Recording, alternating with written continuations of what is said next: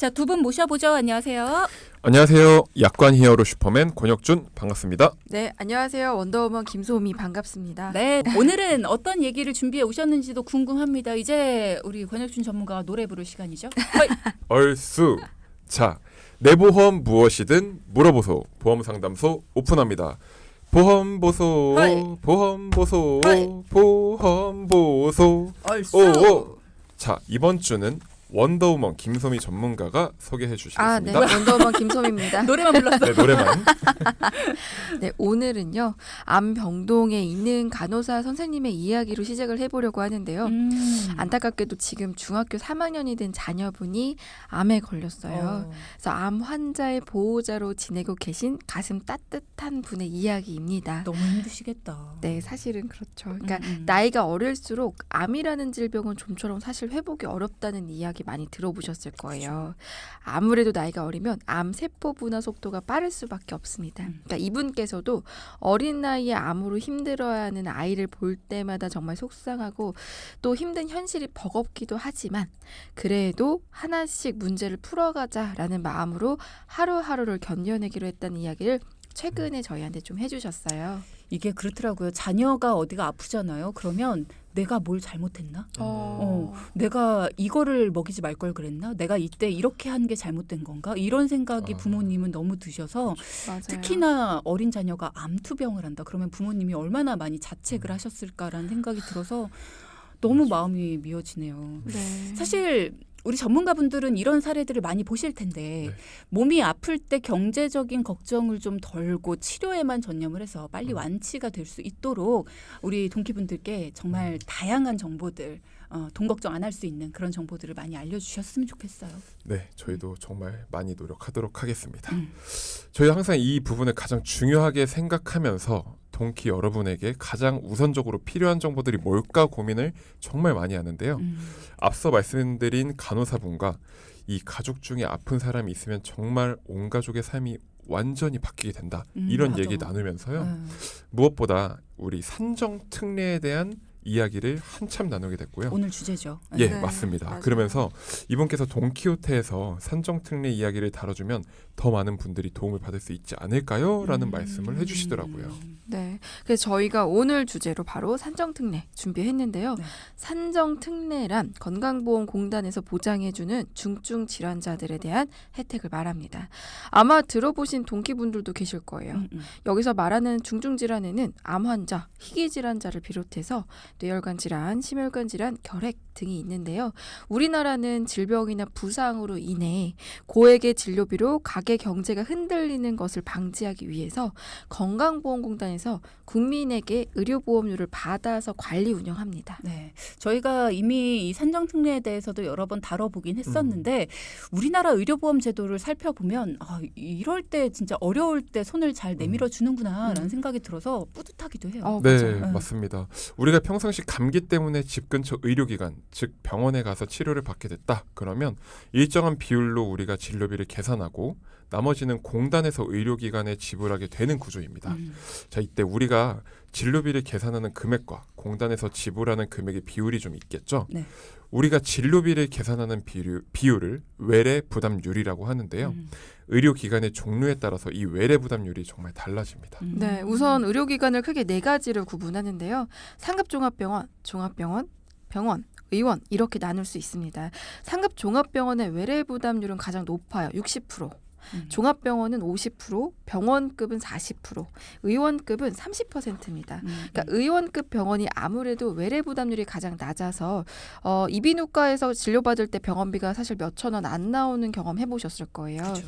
네, 그 의료 진료가 아닌 입원했을 그 이유가 그렇기 때문이고요. 그리고 또 하나 입원했을 때 입원 부담률은 모든 의료기관이 똑같아요. 20%입니다. 네. 그러니까 외래 진료를 봤을 때는 퍼센테이지가 다 다르고 네. 네. 입원 부담률은 뭐 의료기관이 어디냐에 뭐 상관없이 네네. 20%이다. 네, 맞아요. 네, 맞습니다. 어.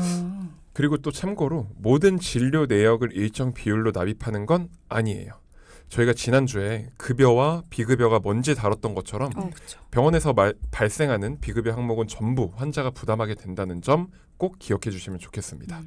그리고 지금 말씀드리는 외래 부담률, 입원 부담률의 경우는 급여 항목에 대해서만 해당되는 내용입니다. 네. 자, 그런데 여기서 암이라던가 만성 신부전으로 인한 투석, 심장 혈관 스텐트 시술 등 고액의 장비와 여러 가지 시술 또는 수술 등의 치료 방법이 이루어지고 있는 고액 치료들, 그만큼 병원비가 올라가게 돼요. 그죠. 그래서 이런 중증 질환자들은 병원비에 대한 부담도 가중될 수밖에 없겠구나라고 국민건강보험공단은 생각을 한 겁니다. 그래서 네. 건강보험공단이 중증 질환자들의 실질적인 병원비 부담을 좀 덜어주자 이런 생각을 한 거죠.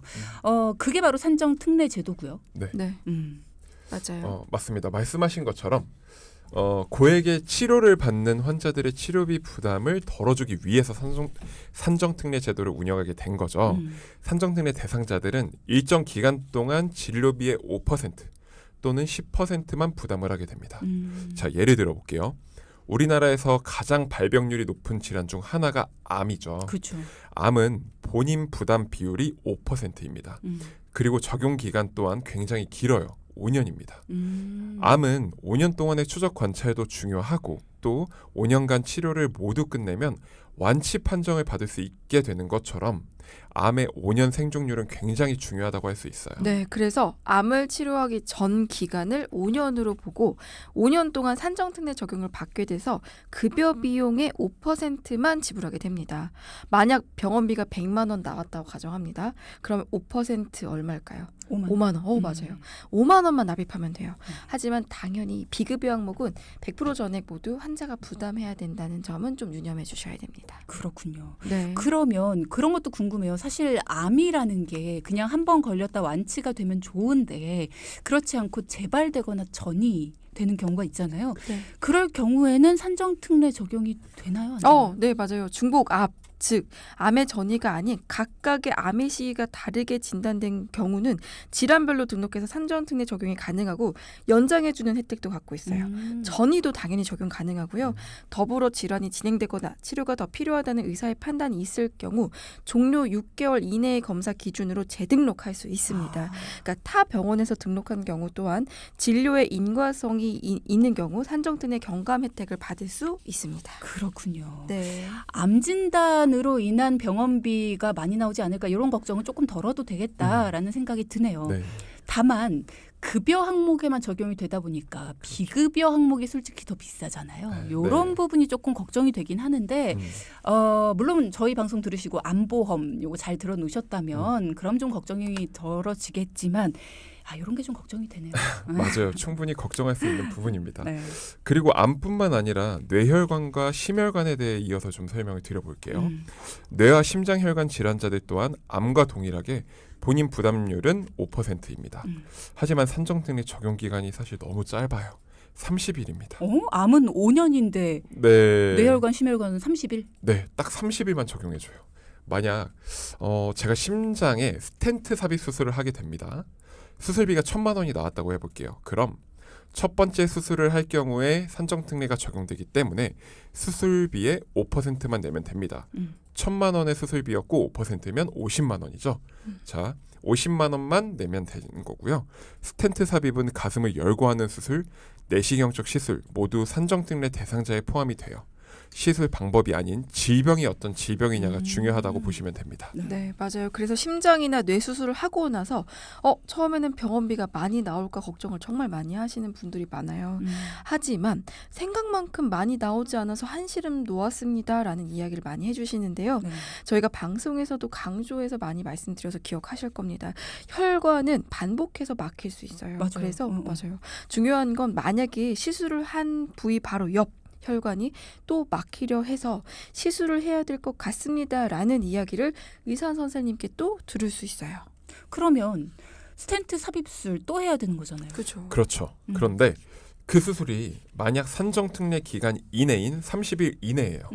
그러면 첫 번째 스텐트 삽입 수술을 하고 난 다음 30일 이내에 그 이야기를 듣고 시술을 한다라면 의료급여비의 5% 적용을 받게 되겠지만 만약 적용 기간인 30일이 지나게 되면 그냥 일반 외래 의료비 그러니까 일반 외래 적용을 받게 됩니다. 네. 그런 게 어디 있어요. 아니 암은 전이가 되든 아니면 재발이 되든 암에 또 걸렸다. 그러면 암 자체가 이 산정특례 대상이기 때문에 다시 적용, 다시 5년 시작 이거 되는데 네. 왜 뇌혈관, 심혈관은 30일 이내에만 가능한 건지 저는 잘 모르겠어요. 이게 어쨌든지 간에 지금 듣고 계신 분들 중에서 저희 유혜영님은 내일 남편이 뇌동맥류 색전술 수술 앞두고 있습니다라고 하시는데 30일 이내에 또 다른 시술을 한다. 만약에 이제 그런 또 다른 시술이 없으면 가장 좋겠지만 만약에 시술이 있다라고 한다면 30일 이내에 받아야만 산정특례 5% 적용을 받을 수 있다라는 거. 만약에 그 이후라면 일반 외래 적용을 받아야 된다라는 점을 꼭 기억해 주셔야겠습니다. 네, 맞아요. 그런데 한 가지 기억해 주실 점이 암을 제외한 다른 질병들 모두 산정특례 적용 기간이 짧은 건 아닙니다.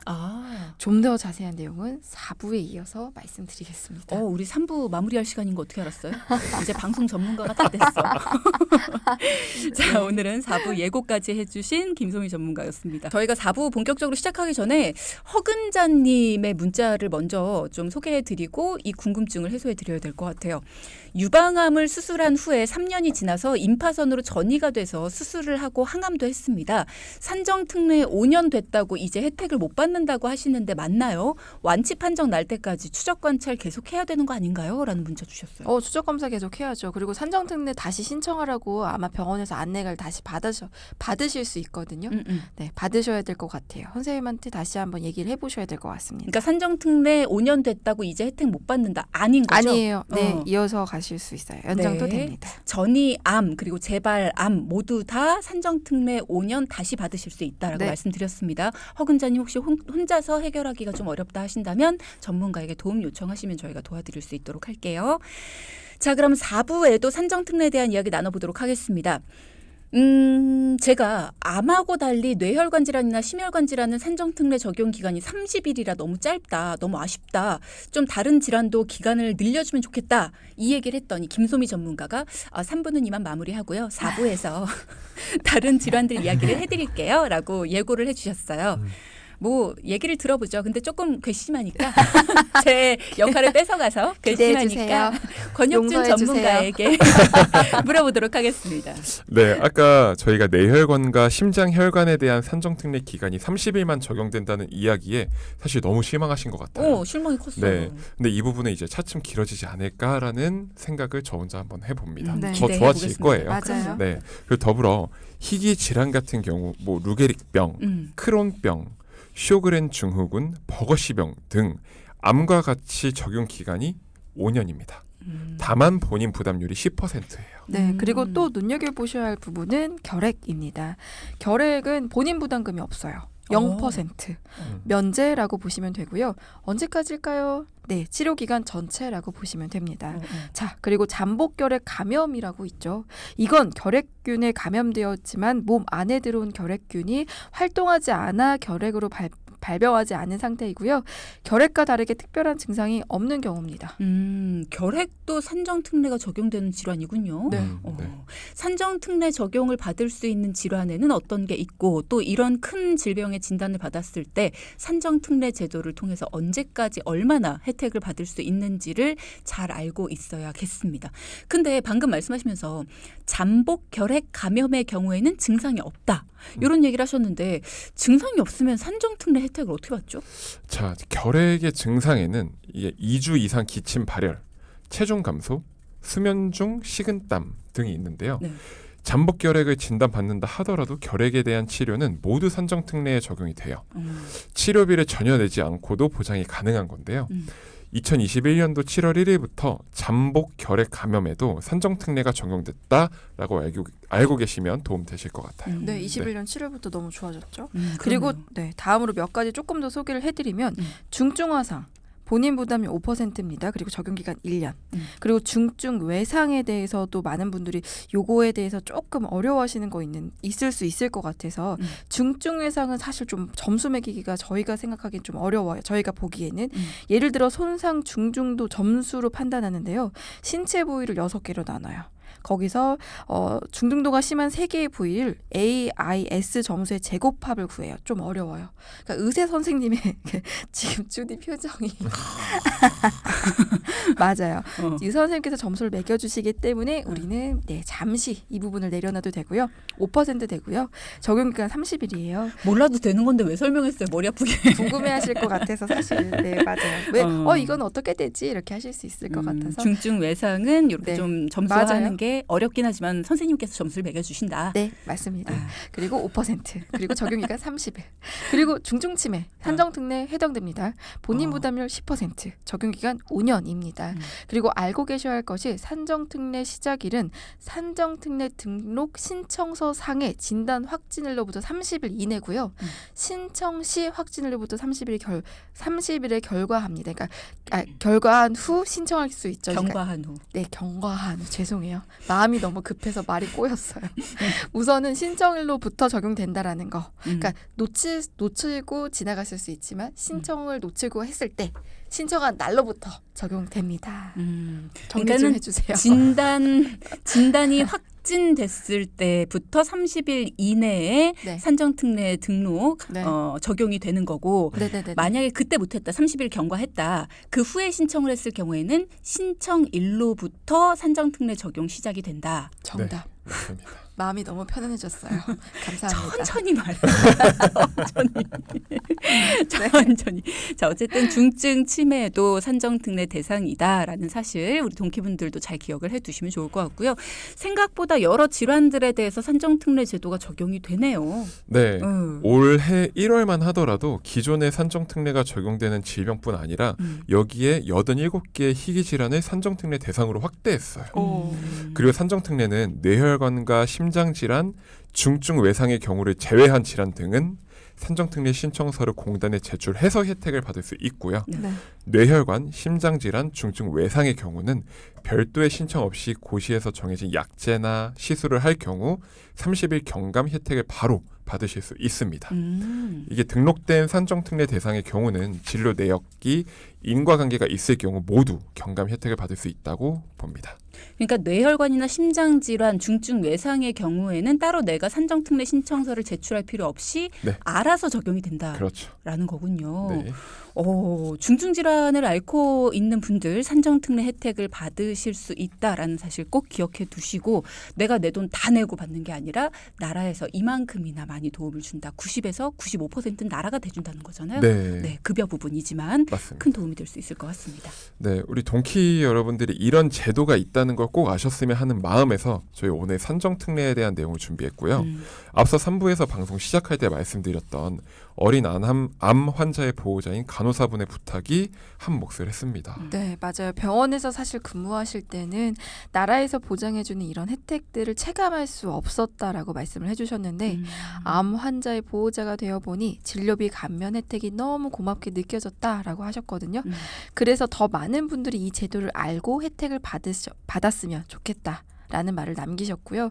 그분의 바람처럼 오늘 방송 들으시는 동키 여러분들께도 도움이 되셨으면 하는 바람입니다. 네. 자, 앞서 허근자님께서 유방암 수술 후 3년이 지나서 임파선으로 전이돼서 수술하고 항암도 했는데 산정특례 5년 됐다고 혜택을 못 받는다고 하는 게 맞나요? 라는 얘기해 주셔서 두 분 전문가가 된다라고 하셨는데 지난 12월에 안 된다고 하셨어요. 혹시 임파선 암은 암이 아닌 건가요? 라는 말씀을 주셨는데 여기에 대해서 혹시 항암 치료도 하셨다고 했으면 암이 맞죠. 그리고 중요한 건 재등록 기준이 있어요. 추가로 재발이 확인되는 경우 암 조직의 제거 소멸을 목적으로 수술하거나 방사선 호르몬 등 항암 치료나 항암제를 계속해서 투여 중인 암 환자. 근데 지금 방사선 하셨다고 하셨던 것 같아요. 항암. 그렇죠. 항암 약물일 수도 있고 항암 방사선일 수도 있으니까 가능한 조건으로 지금 말씀하셨던 정보만으로 말씀을 해주신다면 저는 가능하다라고 보여지고요. 재등록 기준에 맞는지 왜 안 되는지를 한번 병원에 물어보셔야 될 것 같아요. 네, 말씀해 주셨던 내용으로는 가능해 보입니다.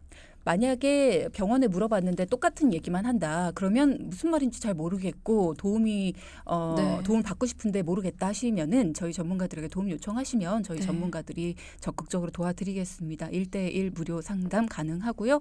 이렇게 도움 필요하신 부분들 그리고 특히 월요일은 약관으로 인해 소비자가 피해를 입거나 혹은 못 받은 보험금이 있을 때 그 보험금을 받아들이는 역할도 두 분이 해주시죠. 그래서 이럴 때에는 받을 수 있는 건데 못 받으신 거기 때문에 네. 이런 거는 특히 도움 요청해 주시면 저희가 도와드릴 수 있도록 하겠습니다. 한 분 더 있는데요. 0807님. 저희 엄마가 갑상선암으로 치료를 받고 산정특례 혜택을 받으셨었는데 전이암이 발생했습니다. 근데 이미 치료를 다 받고 나서 3년이 지났어요. 이거 산정특례 혜택을 전이암은 못 받았었는데 지금 신청해도 받을 수 있나요?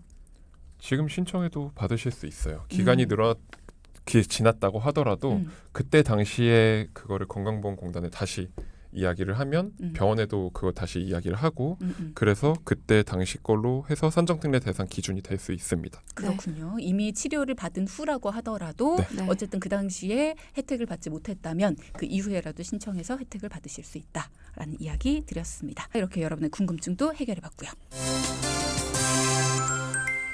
자, 오늘의 포인트 짚어보겠습니다. 첫째.